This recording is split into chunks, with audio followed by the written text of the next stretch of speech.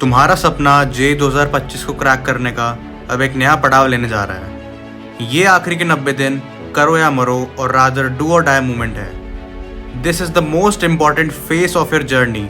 हर एक दिन, हर एक घंटा मैटर करता है। जो बच्चा भले ही शुरू से पढ़ रहा हो पर अगर अभी ढील दे दी तो पीछे रह जाएगा, पर जिस बंदे ने पहले भले ही थोड़ा कम पढ़ा हो पर अभी अपने आप को खींच ले गया वो डेफिनेटली फोड़ देगा। तो इस वीडियो में हम बात कर रहे होंगे कि बचे हुए टाइम में तुम्हारी तैयारी और स्कोर को कैसे मैक्सिमाइज किया जा सकता है। तो बिना टाइम वेस्ट करे शुरू करते हैं।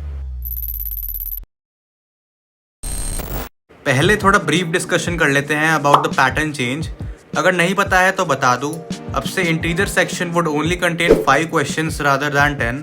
तो बेसिकली चॉइस सिस्टम हट गया है। अब काफ़ी बच्चे इस डिलेमा में है कि क्या 2019-20 वाली डिफ़िकल्टी वापस आ जाएगी, क्या कट ऑफ होगा और पेपर टफ या इजी कैसा रहेगा।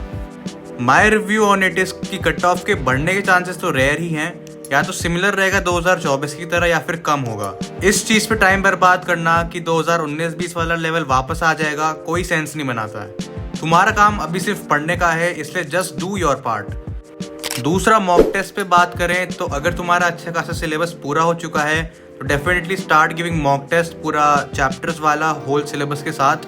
पर अगर अभी काफ़ी सिलेबस रह रहा है तो पहले अच्छे से सिलेबस निपटा लो। मिड ऑफ दिसंबर से अगर 10 से 12 मॉक टेस्ट भी दे दोगे तो इनफ रहेगा। पहले बात कर लेते हैं फिजिक्स पे। तो your target should be at least 80 plus और मैक्सिमम 100 तो ला ही सकते हो तुम। हाँ, कुछ इतनी बड़ी बात नहीं कह दी मैंने, क्योंकि फिजिक्स ही यार एक ऐसा सब्जेक्ट है, केमिस्ट्री को भी नहीं कहता मैं कभी भी, पर फिजिक्स एक ऐसा सब्जेक्ट है इसमें तुम एक चैप्टर के अगर मेन 4-5 फॉर्मूलेज ही देख लोगे ना तब भी तुम्हारे मेंस के पीवाईक्यूज तो आराम से बन जाएंगे।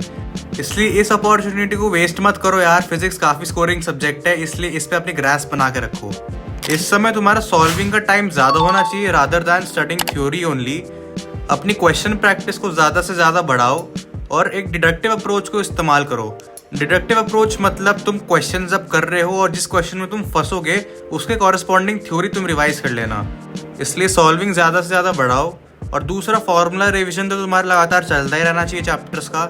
इसके लिए एडिनिटी की 2 फार्मूला मैराथन काफ़ी इफेक्टिव है। सर ने दोनों क्लास 11th और क्लास 12th के सारे चैप्टर्स के फार्मूलाज रिवाइज करा रखे हैं। अब वैसे तो फिजिक्स में 100% सिलेबस तुम्हारा टारगेट होना चाहिए, पर अगर पीछे रह गए हो तो अभी फोकस करो ऑन हाई वेटेज चैप्टर्स। ये है कुछ हाई वेटेज चैप्टर्स की लिस्ट, तो जल्दी से स्क्रीनशॉट ले लो। अब बात कर लेते हैं कुछ ऐसे रिसोर्सेज की जो इस क्रूशियल टाइम पे तुम्हारा काफ़ी साथ देंगे। पहला, फिजिक्स गैलेक्सी की revision checklist is very much effective.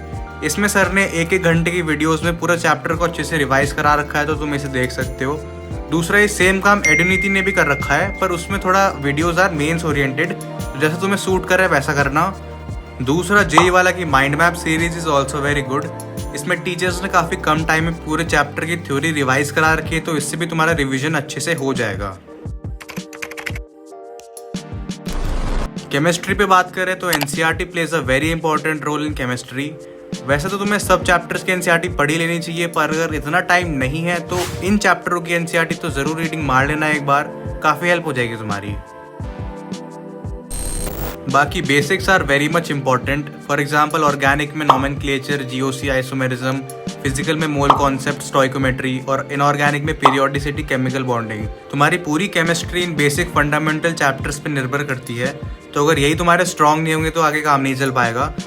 इसलिए for a overall better understanding of this subject in chapters पे अच्छे से काम करना। बाकी बात वही है कि फिजिक्स एंड केमिस्ट्री में तो एटलीस्ट 100% सिलेबस तुम्हारा पूरा होना ही चाहिए, पर अगर कुछ रीजन से पीछे रह गए हो तो केमिस्ट्री के लिए these are some high weighted chapters, तो जल्दी से स्क्रीनशॉट लो और इन पे काम करना शुरू करो।